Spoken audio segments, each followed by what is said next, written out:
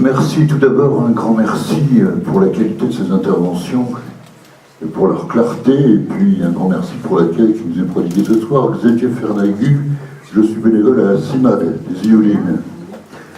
Donc la CIMAD, comme beaucoup d'entre vous le savent, association qui s'est constituée en 1939, juste avant la dernière guerre, et qui, pour faire très court, dont la mission première est de venir en appui, en soutien aux sans-papiers, demandeurs d'asile, et pas tant que ça les réfugiés, parce qu'une fois que les gens ont acquis le statut de réfugiés, ils n'ont plus besoin de la CIMAD. La CIMAD sur les Yvelines, très rapidement, c'est une permanence, 2 permanences le mardi après-midi, l'une à Plaisir pour les sans-papiers, et l'autre à Versailles pour les demandeurs d'asile. Oui, c'est pas ce sur quoi je voulais intervenir à la présentation de la CIMAD. Ce que je trouve particulièrement hypocrite, c'est cette histoire de quotas, quand le président de la République nous dit qu'il fera l'effort d'accueillir 10 000 réfugiés à l'horizon 2019. Déjà par rapport à sa voisine, la chancelière d'Allemagne, c'est dérisoire, ça frise de ridicule. Mais quand bien même Angela Merkel parlerait d'en accueillir 200 000 de plus, mais soit effectivement les critères qui permettent l'attribution du statut de réfugié sont connus et reconnus et intangibles, et dans ce cas-là, ce n'est plus une question de quota, c'est simplement une question de respect d'un certain nombre de traités internationaux dont la France est signataire, et nous n'avons plus à ce niveau-là raisonné en termes de quotas. Où on applique les critères et la personne bénéficie, après étude de son dossier, du statut de réfugié, ou elle n'est pas dans les critères. Et dans ce cas-là, le problème est d'une autre nature. Voilà, je ne vais pas alourdir, c'est pas une question, donc je n'ai pas de question précise à poser à ce niveau-là, mais simplement soulever cette hypocrisie. Maintenant, peut-être que j'aurai d'autres questions, et je vais plutôt laisser les gens qui découvrent un petit peu les problèmes migratoires en poser simplement juste avant de rendre le micro. Nier les phénomènes migratoires tels qu'ils se dessinent dans les prochaines décennies, c'est nier l'évidence, comme si on cherchait à nier, par exemple, les effets du réchauffement climatique. Il faut s'y atteler, le problème est devant nous, il faut s'y atteler avec les valeurs qui sont les nôtres. Faire preuve de frilosité serait contre-productif par rapport à l'avenir de l'humanité, quel que soit l'endroit où on vit actuellement. Voilà.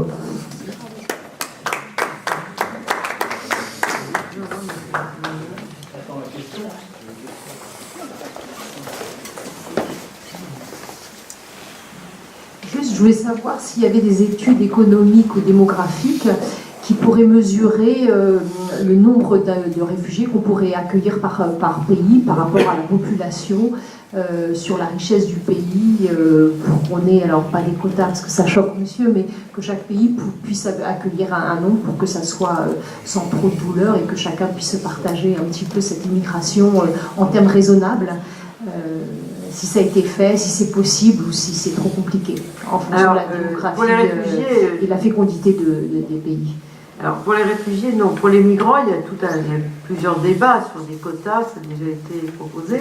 Mais sur les réfugiés, non, puisque les réfugiés, c'est l'application de la Convention de Genève. La Convention de Genève, elle dit, toute personne qui a une crainte fondée de persécution ou qui a été persécutée pour des raisons politiques, ethniques, raciales, religieuses, sociales, etc., peut avoir le droit au statut de réfugié. Donc là, on ne correspond pas à la Convention de Genève, et selon l'interprétation qui est faite de cette Convention et le profil du migrant, on n'a ou pas le statut de réfugié. Ça, c'est le droit. Hein. Il n'y a pas de quota pour le droit. Le droit, c'est le droit. Voilà. Ça a été dit, mais je le redis. Donc, pour la Convention de Genève, il n'y a pas de quota, bien sûr, puisqu'on applique le droit, tout simplement. Pour les autres, alors, en revanche, pour se partager les demandeurs d'asile, ce qui est un autre sujet, puisque là, on est seulement candidat à l'asile. Pour les autres, c'est statut de réfugié, comme j'ai dit, savoir s'ils ne correspondent pas à la Convention de Genève. Donc, pour être candidat, l'Europe a proposé, effectivement, pour les réinstallations de gens qui s'étaient trouvés en Grèce ou en Italie en 2015 des quotas. Les quotas, ils ont été définis par un organisme qui existe à Malte, qui s'appelle l'EASO, qui est le Bureau d'appui aux demandeurs d'asile, qui a calculé pour l'ensemble des pays européens, en fonction de la population de chaque pays, en fonction de la richesse de chaque pays, le nombre de personnes que chaque pays avait à accueillir pour une période de 2 ans. Donc pour la France, c'était 30 000 personnes, en fait on n'a reçu même pas 5 000, hein. Mais pour d'autres pays, c'était moins ou plus en fonction de la taille de la population. Ça, c'est pour la réinstallation des demandeurs d'asile, simplement. Hein. C'est pas l'ensemble du droit d'asile, mais pour le donner ou pas le statut de réfugié, une fois qu'on a pris éventuellement son quota de personnes, et il faut appliquer la Convention de Genève, et là il n'y a pas de quota, puisque ça dépend de savoir si on ne correspond pas au droit qui est appliqué. Je peux ajouter un compliment?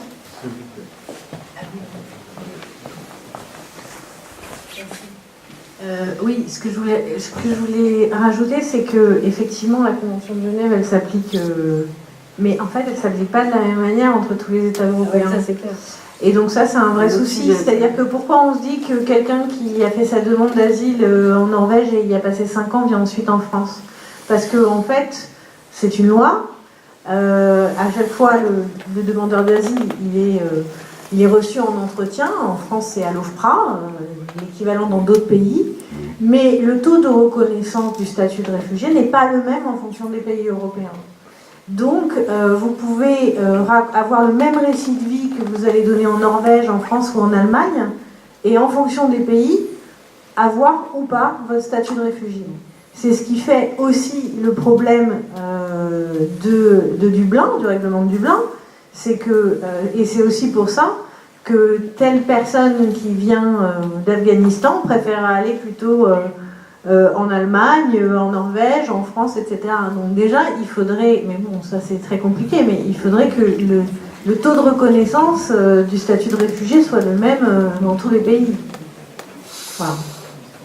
Alors le taux est très différent. Effectivement, la moyenne pour l'Europe, dans la crise de 2015-2016, ça a été de 45% des demandeurs d'asile qui ont obtenu le statut de réfugié, ce qui est beaucoup par rapport au passé, parce qu'auparavant on était à 20-30%. Alors pour l'ensemble des demandeurs d'asile en la matière, aujourd'hui pour la France par exemple, on est en dessous des 45%, on est à 36% l'année dernière. Hein. Ça veut dire que le tiers seulement des demandeurs d'asile ont obtenu le statut de réfugié. On ne brade pas, comme vous pouvez le voir, le droit d'asile. Alors non seulement il y a des taux effectivement très différents, en Allemagne on était autour de 55%, qui varient selon des critères différents. D'une part, il y a des pays qui ont des sensibilités différentes à des conflits parce qu'ils ont des diplomaties différentes dans certaines régions du monde. Donc ça c'est un premier point.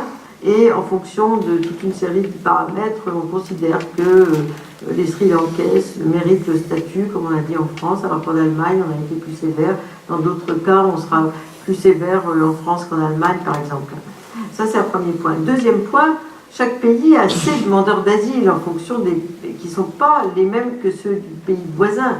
Il y a ses migrants, comme on a vu, mais il y a aussi ses demandeurs d'asile.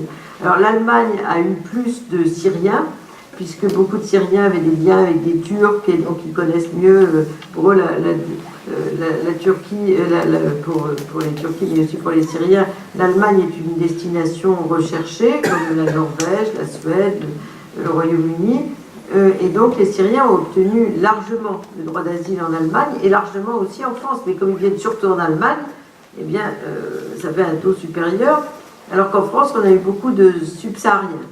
Et pour les subsahariens, la réponse française, c'est certains correspondent au profil de réfugiés, comme des Érythréens, des Somaliens, et d'autres non. Donc on ne leur donne pas le droit d'asile en disant on n'a pas les mêmes, ce qui a été dit par le directeur de l'OFPRA. Et donc, en fonction de ça, on va avoir des gens qui sont ou pas considérés comme correspondant au profil de réfugiés en fonction des nationalités d'où viennent les gens. Par exemple, aujourd'hui, les Afghans, qui sont nombreux à venir en Europe et surtout vers l'Angleterre, obtiennent plus rarement le statut de réfugié parce qu'on considère qu'ils sont plus menacés chez eux, par exemple. Donc là aussi, selon les profils des nationalités qui viennent, on va donner ou pas le plus facilement le droit d'asile. plus difficilement. Merci. J'ai deux questions.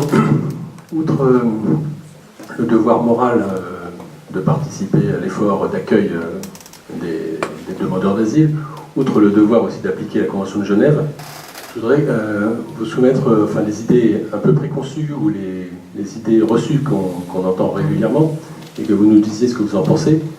S'agissant des demandeurs d'asile, est-ce qu'il y a, à partir du moment où existent des centres d'accueil par exemple, un phénomène d'appel d'air, j'utilise le mot parce qu'il est souvent utilisé, et s'agissant des réfugiés, est-ce qu'on a des études économiques qui font le bilan économique justement de l'accueil de ces réfugiés, de l'installation éventuellement sur certains territoires de ces réfugiés? Tout à fait.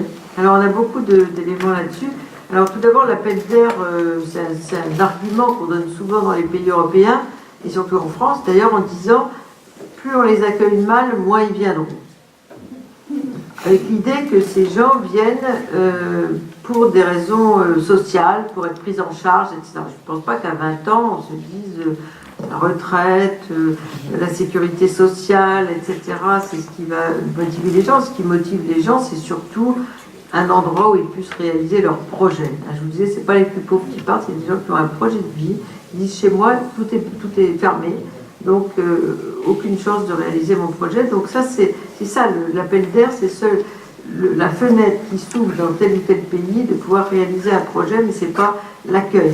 L'accueil est tellement mauvais à Calais que si on était logique avec cet argument, il n'y aurait personne qui viendrait à Calais. Or, il y a eu jusqu'à 6000 personnes à Calais, parce que Calais est en face de Douvres. Et ça va durer, quelles que soient les conditions sanitaires ou pas, les conditions d'accueil. Donc ça, c'est important. Hein, le côté, quelle est la possibilité, si on est là, d'aller ensuite là-bas, etc. C'est ça, les facteurs d'appel.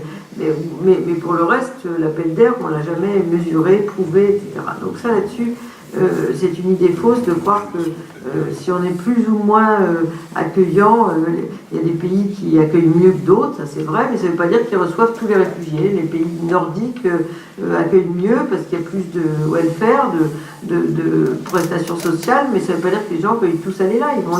Ils vont dans tel pays parce qu'ils ont des compatriotes souvent, qui y sont déjà, qui vont à leur idée les absorber sur le marché du travail. Donc c'est ça qui les motive. Ça c'est le premier point. Ils vont là où il y a d'autres gens de la même nationalité, de la même région qu'eux. Deuxièmement, ils vont là où ils pensent qu'il y a du travail. Et donc ils n'aiment pas rester en Grèce, ils n'aiment pas rester dans certains pays d'Europe du Sud parce qu'ils considèrent qu'ils n'ont pas trouvé de travail, qu'on est mal payé, qu'il n'y a pas beaucoup de possibilités de s'en sortir. C'est ça l'appel d'air, si je veux dire. Mais pour le reste, le côté social n'est pas essentiel parce qu'ils ont 20 ans et qu'ils n'ont pas pensé les choses sur l'ensemble d'une vie.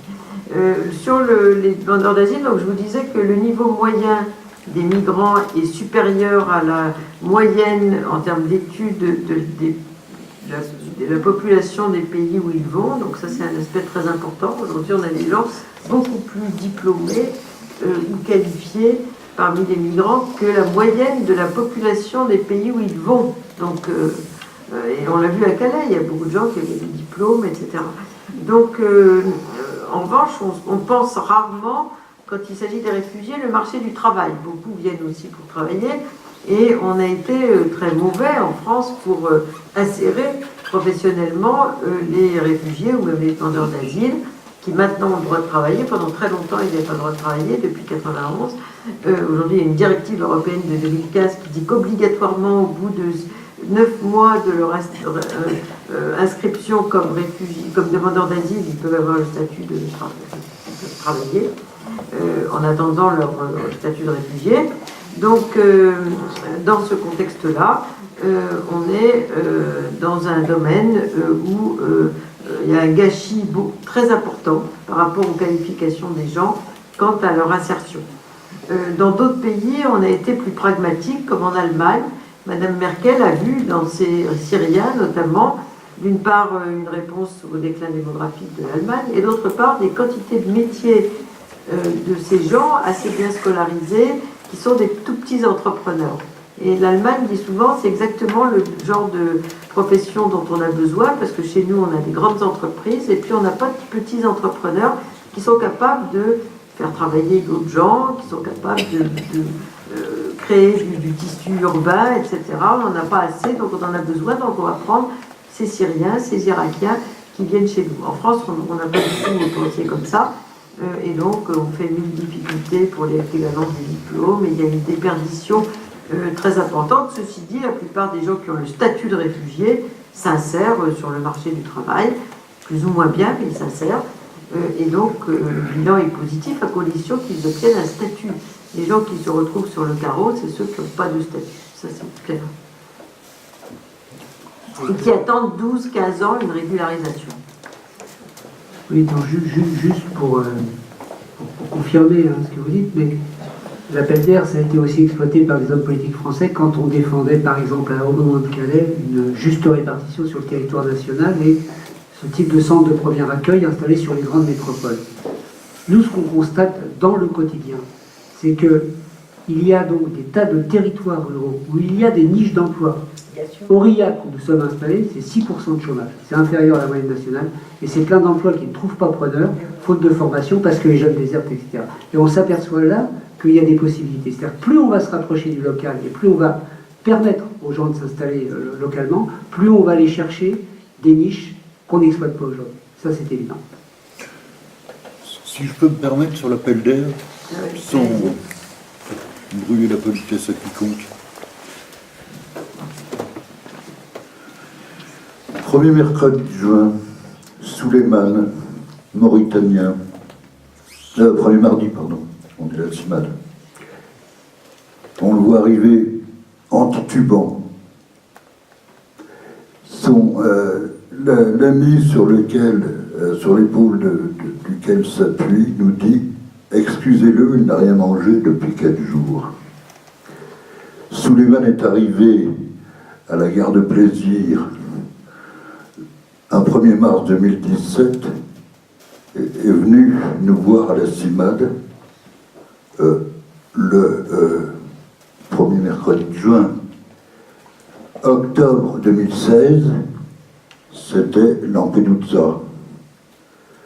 J'ai tout perdu, sauf ma propre carcasse, en traversant de Tripoli à Lampedusa. Ventre affamé n'a pas d'oreille. Je crois que quand les gens sont en errance et qu'ils ont fui, alors Souleymane, quand on lui demande de raconter son histoire, il commence à s'effondrer devant vous.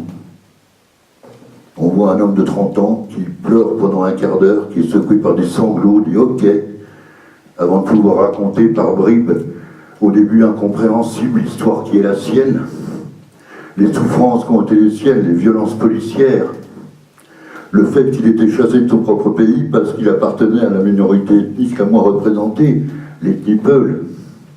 On parle de la Mauritanie. Et il nous arrive comme il aurait pu arriver, pas forcément en plaisir, pas forcément en France. Il souhaite effectivement s'établir dans un pays francophone parce que c'est aussi la langue officielle de son pays d'origine. Et ça, il faut le prendre en compte dans l'histoire des migrations. C'est évident que si on a un projet de vie, on va souhaiter s'installer dans un pays dans lequel, effectivement, il n'y aura pas de parole de la langue, qui ajoute un handicap supplémentaire. Pour en revenir à Souleymane, il est reparti, et depuis, on est en contact régulier, une fois par semaine avec lui. Il nous raconte son errance, parce qu'il est toujours à la rue, mais il est archi plein. On travaille aussi beaucoup avec Emmaüs, qui lui accueille sans condition, mais les murs ne sont pas élastiques. Et nous sommes sur un département, les Yvelines, où la pression migratoire est l'une des plus importantes de l'Hexagone. Nous déplorons aussi le fait d'avoir affaire à l'une des 3 préfectures les plus dures qui soient. En essayant de rester courtois par rapport à des accompagnements en préfecture, j'ai failli effectivement moi-même me retrouver devant les tribunaux parce que Très froidement, j'ai dit à 2 fonctionnaires, vous n'auriez pas, en votre qualité de fonctionnaire, déparé sous l'occupation. Pourquoi je dis ça? Je raconte l'anecdote et puis après je rends le micro. J'accompagne une Tchadienne qui est arrivée en décembre, qui a réussi à obtenir un visa pour venir accoucher en France parce qu'elle était affligée effectivement d'une pathologie qui ne lui permettait pas d'accoucher dans de bonnes conditions à N'Djamena. Donc là, effectivement, l'ambassade a bien voulu délivrer un visa, ce qui est très rare et de plus en plus rare dans les pays d'Afrique subsaharienne. Et l'enfant naît à l'hôpital de Rambouillet avec une malformation de la cage thoracique et une atrophie du membre supérieur gauche. Bon. Et le pédiatre envoie,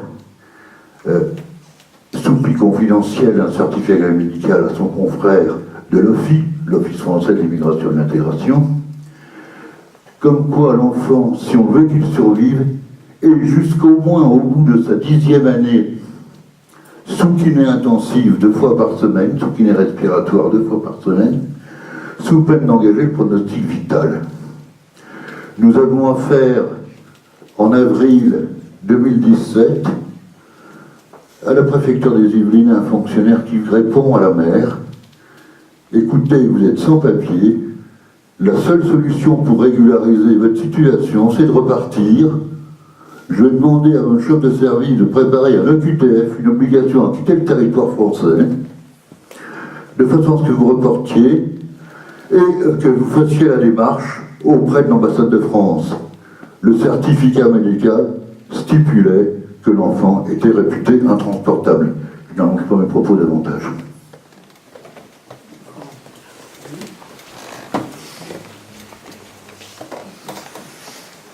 Oui, mon propos est d'avoir un petit éclaircissement sur l'aspect de la situation juridique. Bon, j'ai bien compris ce qu'étaient des migrants, j'ai bien compris ce qu'étaient des réfugiés, qui correspond aux définitions que vous avez données tout à l'heure.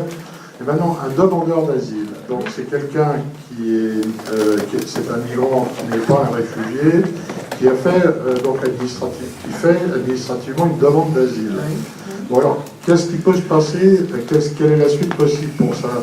Une demande d'asile, c'est reconduite à la frontière ou c'est comment se termine une demande d'asile en positif ou en négatif? Alors, dans le meilleur des cas, c'est-à-dire si la personne correspond aux critères de la Convention de Genève, et si l'OFPRA en juge ainsi, ou la commission de recours, la Commission nationale du droit d'asile, il obtient le statut de réfugié. Dans ce cas-là, il a un titre de séjour en France, régulier, il peut travailler et s'installer en France.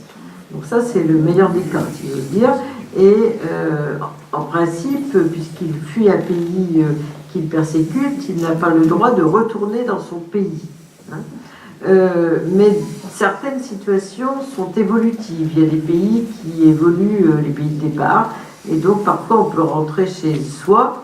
Dans ce cas-là, on applique ce qu'on appelle, l'État français applique la clause de cessation, en disant les gens qui ont obtenu le statut de réfugié, la situation s'est améliorée dans tel pays, ils peuvent rentrer chez eux, mais on ne peut plus demander l'asile de ce pays, puisqu'on considère qu'il n'est plus dans une situation de guerre civile où les gens sont persécutés, etc. Ça, c'est un cas de figure.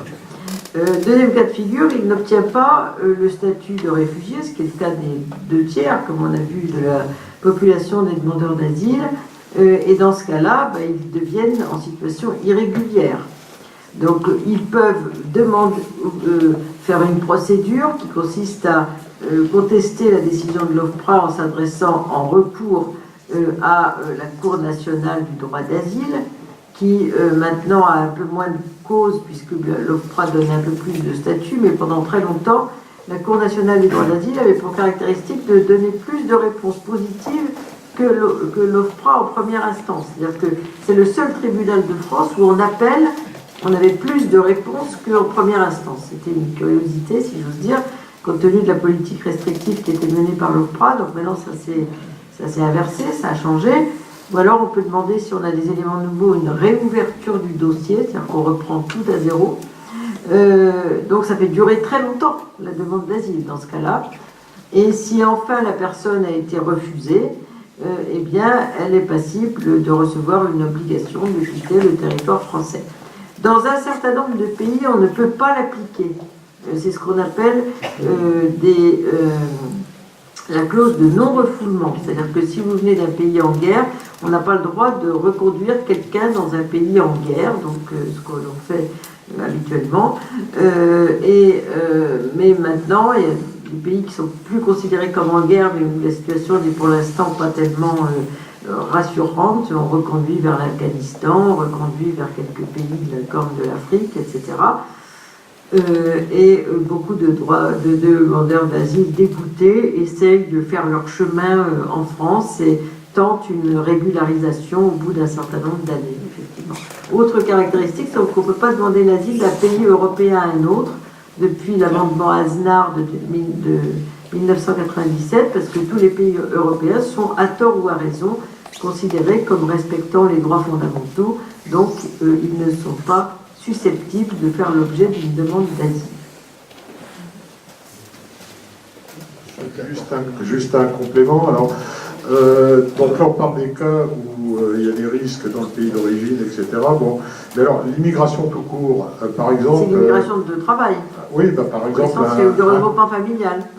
Non, même pas, mettons un médecin argentin qui veut venir exercer en France. Comment ça se passe quand si on veut immigrer en France? Alors, il faut répondre à des critères qui sont très stricts. S'il veut travailler, le travail est particulièrement difficile si on est non-européen. Les Européens peuvent travailler chez nous, bien sûr, mais si on veut s'installer en France, il faut correspondre à des critères très précis, par exemple des métiers très qualifiés, des métiers en tension dont on manque.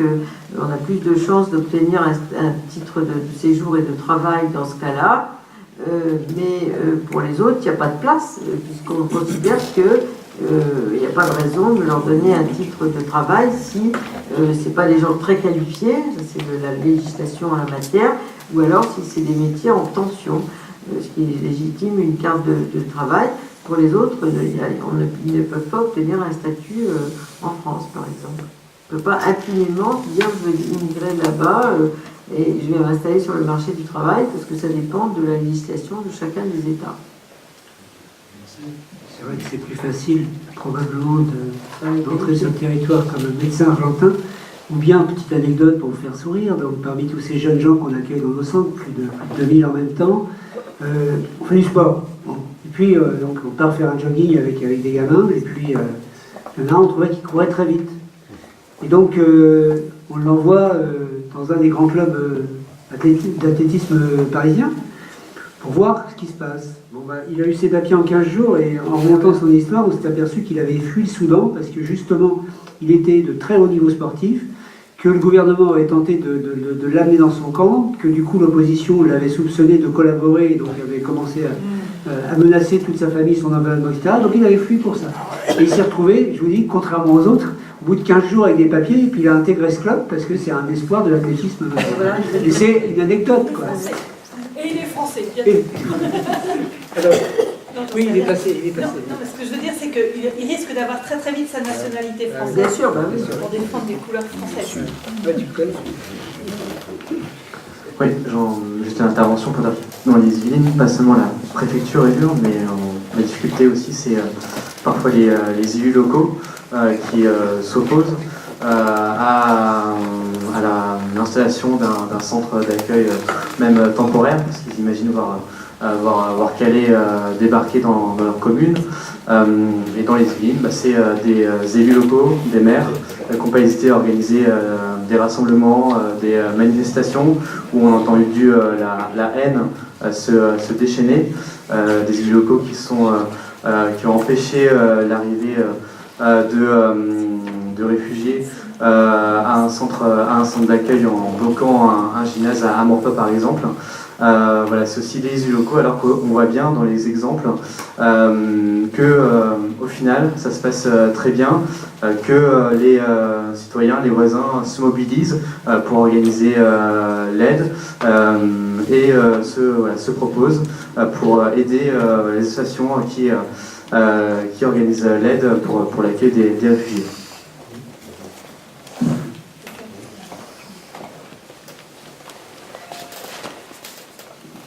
Là, je crois que je ne peux pas faire autrement que prendre la parole. Je travaille comme bénévole au centre de Mézy, qui est géré par l'association Aurore. Mézy, c'est une commune de entre 1000 et 2000 habitants. Et il y a 110 migrants qui sont arrivés d'un coup. Donc ça a fait très très peur au début. Très très très peur. Très très très très très très peur. Et puis finalement, ça s'est passé, ils sont arrivés. Et globalement, ce sont des gens qui sont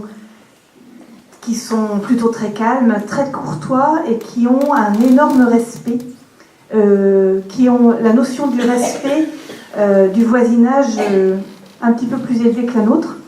Et je vais vous dire exactement pourquoi après je dis ça. Et en fait, ça se passe maintenant, ça fait 2 ans que le centre est à Mézy, et ça se passe très très bien avec la plupart des voisins. Et ça se passe tellement bien que certaines personnes sont là depuis longtemps et ont voulu remercier le centre de les avoir accueillis. Et quand je les ai aidés à faire le mot, et ils m'ont dit « Ah, il ne faut pas oublier les voisins, le respect qu'ils nous témoignent. » Voilà. Et donc en fait, ça a été... Moi j'ai été surprise parce que je pensais faire une lettre pour remercier le centre, Aurore, etc. avec eux. Et ils m'ont dit « Non, il faut aussi penser aux voisins. » Voilà. Donc, bon, et ça se passe très bien, et si vous voulez plus d'anecdotes, j'en ai plein.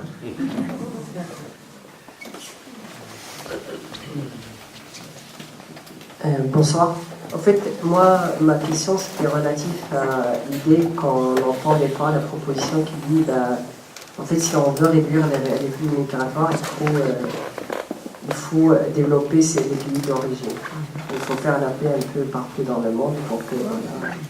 il y a moins de flux migratoires.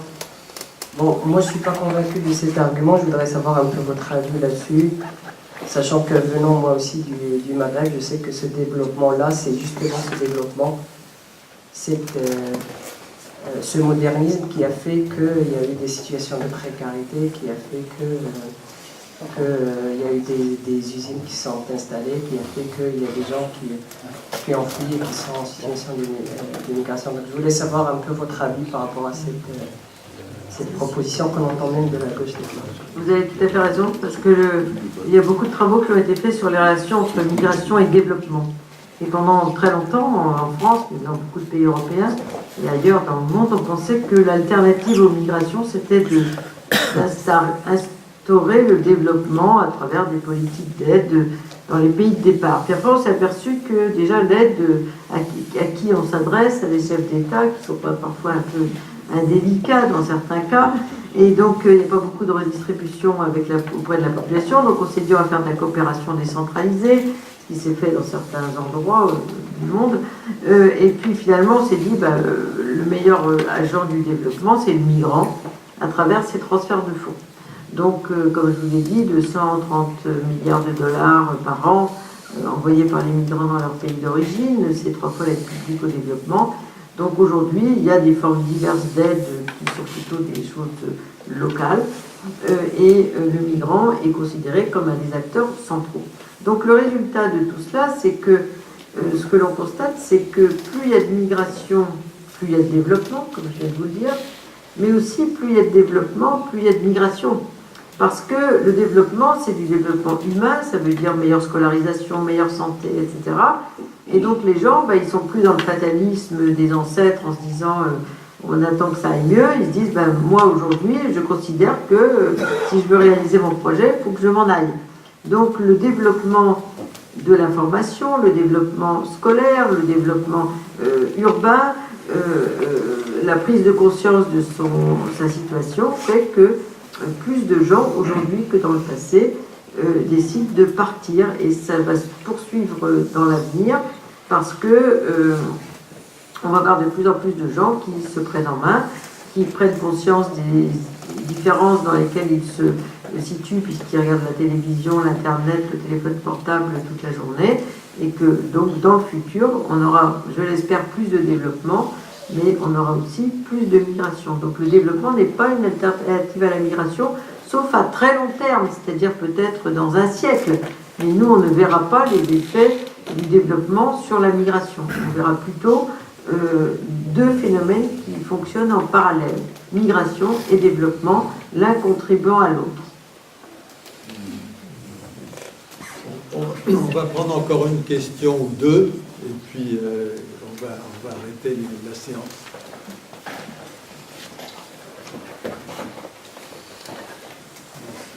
Moi, ce n'est pas une question, mais un témoignage qui s'inscrit un peu en faux avec ce que vous venez de dire, Madame de Vanden.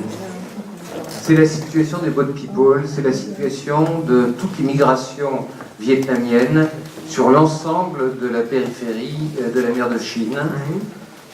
Ces migrations qui conduisaient les migrants à être incarcérés dans des camps tampons, que ce soit au Cambodge,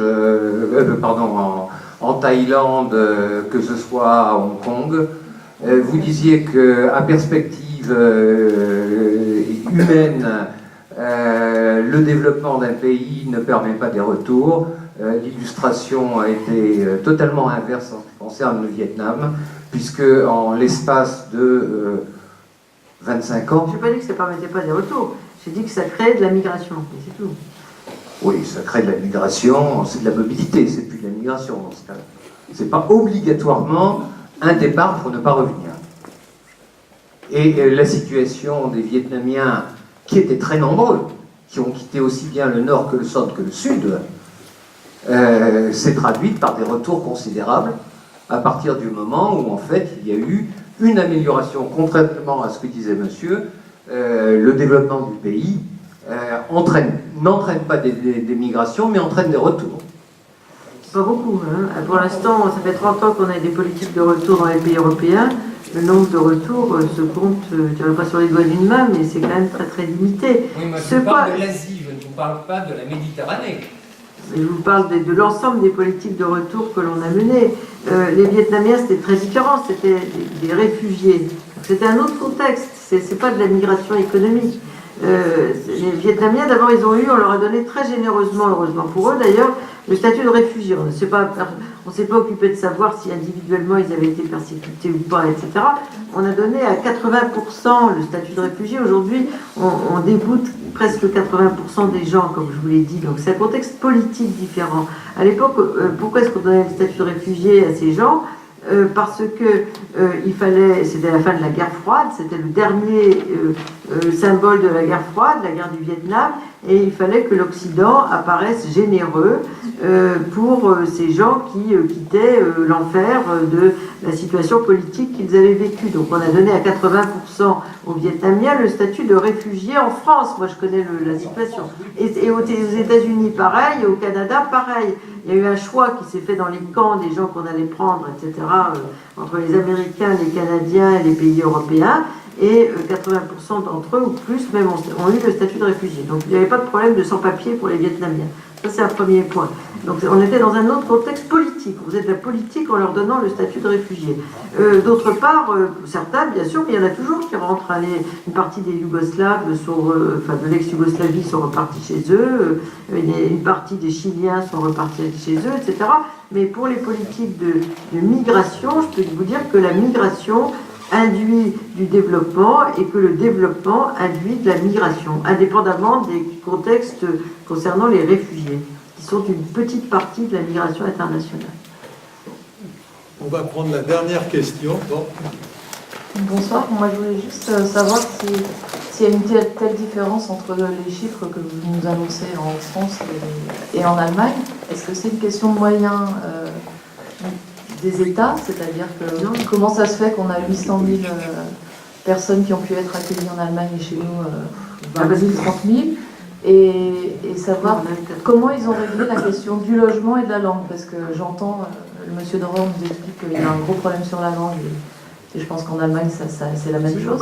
Alors, est-ce qu'ils font comme l'OFI chez nous qui donne de 50 heures, 200 heures, donc c'est clair que c'est insuffisant, ou est-ce que eux mettent en place des politiques plus généreuses et qui permettent une vraie intégration? Alors en Allemagne, on a eu 800 000, à peu près 800 000 arrivées. Effectivement, en France, on a eu, en 2015, on a eu 79 000 demandeurs d'asile, et en 2016, on a eu 86 000 demandeurs d'asile. Donc on a 10 fois moins que ce qui s'est produit en Allemagne, puisqu'il y a une volonté politique très forte. Il ne faut pas oublier que Mme Merkel a dit que l'Allemagne était prête à accueillir 800 000 demandeurs d'asile. Donc c'est un contexte très particulier. C'est une volonté politique affichée.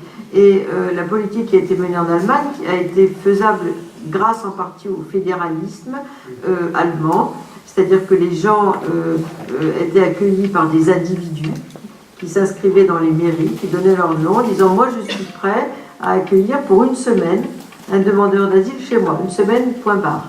Et ensuite ça tournait au niveau des municipalités. Donc les gens qui s'étaient inscrits à la mairie recevaient le lendemain matin un coup de téléphone de la mairie en disant votre demandeur d'asile est arrivé, donc vous pouvez l'accueillir pendant une semaine chez vous. Puis ensuite, il va aller chez quelqu'un d'autre, etc. Pour pas que les gens s'incrustent, comme on le dit en français, et que les gens ne sachent plus comment faire avec ces demandeurs d'asile. Donc on a eu ce système avant que des centres ne soient ouverts, plus nombreux, pour les accueillir. Et c'est comme ça qu'a fonctionné l'Allemagne.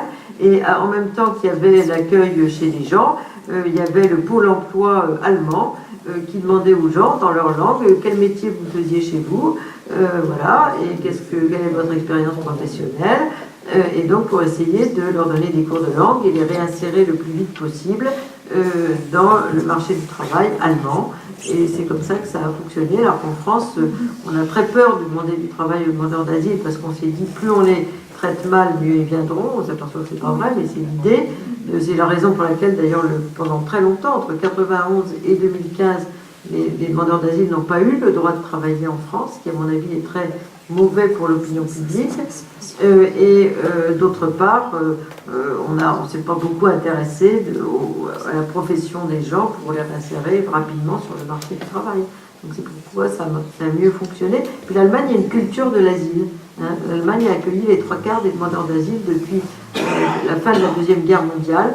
Donc beaucoup de gens ont été eux-mêmes des rapatriés de ce qui est aujourd'hui la Pologne, qui était l'Allemagne, etc. Il y a eu beaucoup de brassage de population. Et donc il y a un accueil beaucoup plus important en Allemagne qu'en France, parce qu'il y a une volonté politique forte et c'est quelque chose de considéré comme positif auprès de la population. Oui, je crois que vous avez dit les mots justes, c'est-à-dire que c'est comment le politique assume. En France, on aurait pu accueillir mieux si les politiques avaient mieux assumé effectivement l'idée qu'ils allaient accueillir des réfugiés. Bien, je crois que nous ne couvrirons pas tous les sujets. Merci pour les questions. Mais nous allons nous arrêter là au niveau des questions. Je pense que ça vous a sûrement ouvert peut-être plus de questions encore que ce que nous avons pu traiter ici.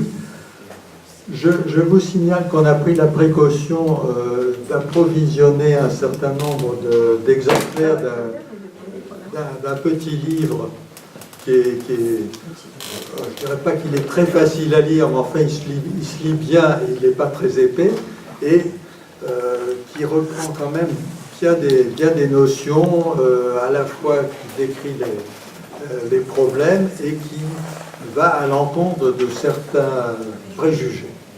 Donc si vous le voulez, vous pouvez les acquérir à la sortie. On va aussi... Si vous le voulez bien, dédicacer. Il coûte combien ? 10 €. 10 €. Il est écrit par vous ? Oui, bien sûr.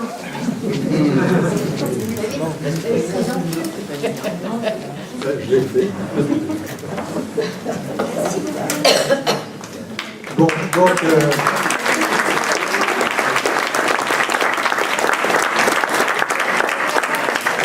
il reste à remercier et les intervenants et vous tous d'avoir bien voulu venir. Et pour ceux qui ont encore quelques questions à poser, sont bienvenus autour de quelques modestes boissons.